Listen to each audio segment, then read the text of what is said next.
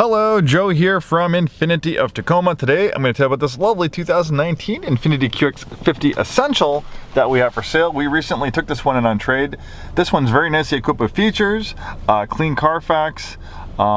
This one has been serviced and checked by our Infiniti certified techs. You only get a Infiniti certified techs at a new Infiniti retailer like us. Who better to buy a pre-owned Infiniti from than a new Infiniti store? Our techs work on these vehicles on a daily basis and are very familiar with them. 2019 is an awesome year for the QX50 because it actually got a complete redesign from the ground up, new platform, new everything. Pretty much a completely different vehicle than the old outgoing QX50. There was no 2018 QX50. When they redesigned it, they went from 17, they skipped the model year right to 2019. This particular one is a front wheel drive model. You can get the QX50 with front wheel drive or all wheel drive. Maybe front wheel drive might be good for you, it might be okay for you, or it might be completely wrong for you. So here's the deal. If you live in the greater Puget Sound area like us, obviously we don't have too much snow. And if we do get a little bit of snow of front wheel drive, the weight of the engine over the front wheels, a great traction stability control system, you'll do just fine.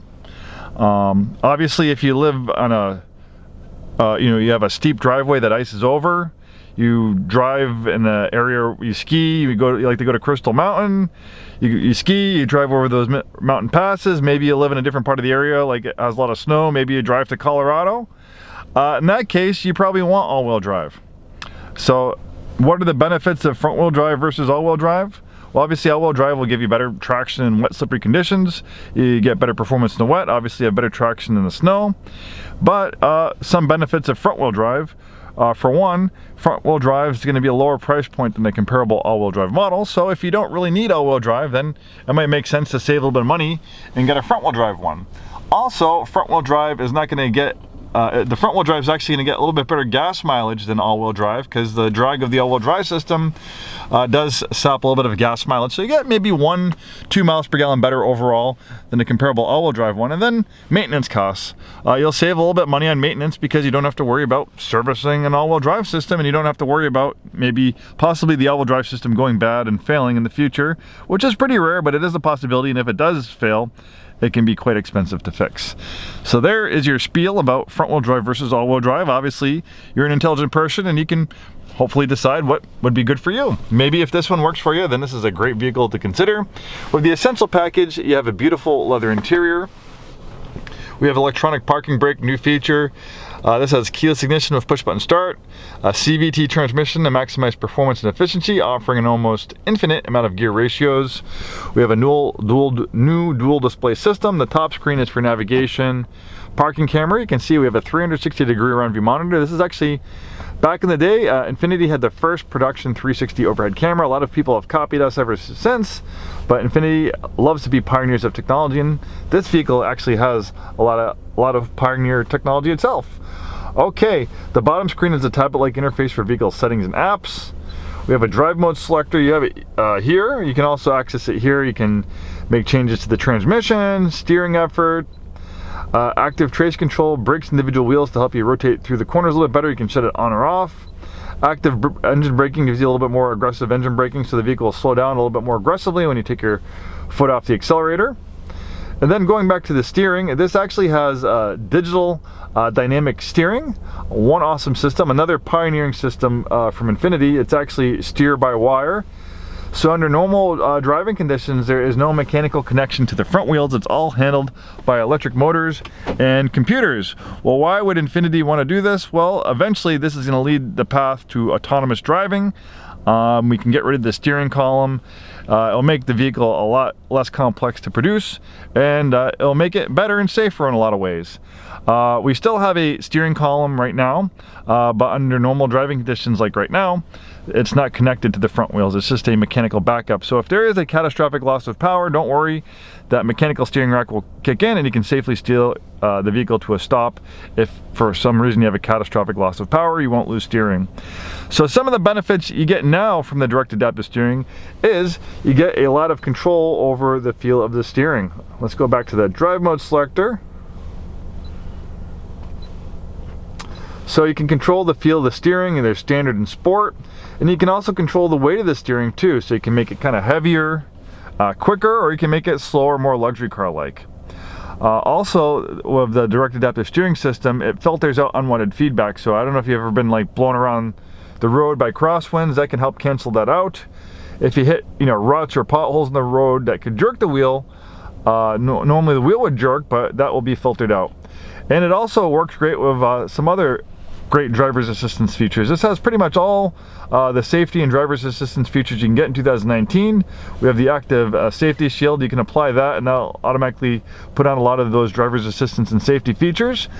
So we have distance control assist, which will automatically slow the vehicle down if there's a vehicle stopping in front of you. You don't have to slow it down yourself. It will do it automatically when you have the safety shield on. And again, I want to remind you that these are safety and driver's assistance features, but they don't always see the vehicles. They don't always work. Something can happen. Maybe the camera could be dirty. Maybe the vehicle could change lanes really fast and the car can't detect it. So don't just rely on these systems. You need to pay attention and be ready to intervene too. But I can assure you they work really well most of the time, and they make this vehicle a lot safer. But you can't just rely on it 100%. You still have to pay attention. So going back to that, so we have lane departure warning and lane departure prevention. So if you start veering out of your lane, the car will actually steer you back into your lane. It uses the direct adaptive steering to do that. Blind spot warning, blind spot intervention, likewise it will steer you back in your lane. If there's a vehicle in your blind spot and you start, and you try merging into it. Then we have the ProPilot system. So the ProPilot combines the adaptive cruise control. So on the highway, we have the adaptive cruise control on to automatically go with the flow of traffic all the way to a complete stop. And then we have the lane keep assist, which will make small steering corrections to keep you centered in your lane while cruising on the highway. It's not going to do hairpin corners. It's not going to do tight turns. The ProPilot system is meant for highway driving, and it's supposed to battle driver's assistance. These aren't autonomous systems. Like I said, you got to pay attention, but they do a great job minimizing driver fatigue. I get really stressed out on the highway, so when I know that the car can help take the workload, help keep the vehicle centered in its lane, it's moving with the flow of traffic, that takes a lot of mental stress off me, so I don't have to worry about all that stuff. And especially in inclement weather, when it's dark, high five can be really nasty at night when it's dark and rain. So these systems also help a lot too. Please come in. We'd love to demonstrate these systems to you. They're awesome, and they're really pioneering. A lot of these features are pioneering technology that Infiniti is one of the first manufacturers to offer. Bose sound system, heated seats, heads-up display, panoramic roof opens. We have a power sunshade. I have to speed up a little bit, talking about these driver's assistance systems. There's so much information about this vehicle, I can tend to go on, but it's all relevant stuff, and if you're seriously thinking about, buying this vehicle, it's definitely worth taking the time to learn about it, for sure. And here's another cool thing. There is no factory option for a rear entertainment system, but the previous owners who traded this one in, they installed a nice rear entertainment system with wireless headphones. So if you have little youngsters, they'll definitely love that, especially when you're in the car for a long time. I have 2 little kids, and that phrase, "Are we there yet?" is all too familiar. "Daddy, are we there yet? How much longer is this going to take?" Well, it's nice when you can distract them a little bit. Lots of nice cargo space. You can fold down those seats flat for even more cargo space. 2019 was the first year a power lift gate was available on the QX50. Before, it was not available at all. Beautiful curvaceous body, very stylish, very beautiful. The front end styling is very reminiscent of our Q50 and Q60 Sport sedan and coupe. Very beautiful vehicles. And we're not done with pioneering technology. One more pioneering piece of technology I need to tell you about, and I do apologize, they should have done a little bit better job cleaning the engine compartment, but that's easily remedied. Let's look past that and talk about the VC turbo engine. So Infiniti has been working on this engine technology for 20 years. So what this has is a variable compression turbocharged 4-cylinder engine. It's the first production variable compression engine. So the way it works is it can mechanically change the compression ratio on the fly. For instance, if you're just cruising around 40 miles an hour, cruising on the highway, the car can tell you don't need full power. So it'll calibrate the engine to operate at a 14:1 compression ratio, which will maximize fuel efficiency.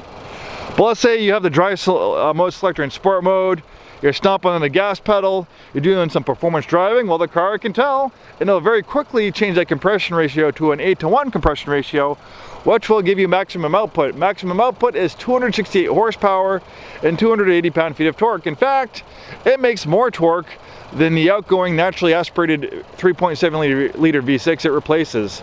So it offers a class-leading fuel economy and excellent performance.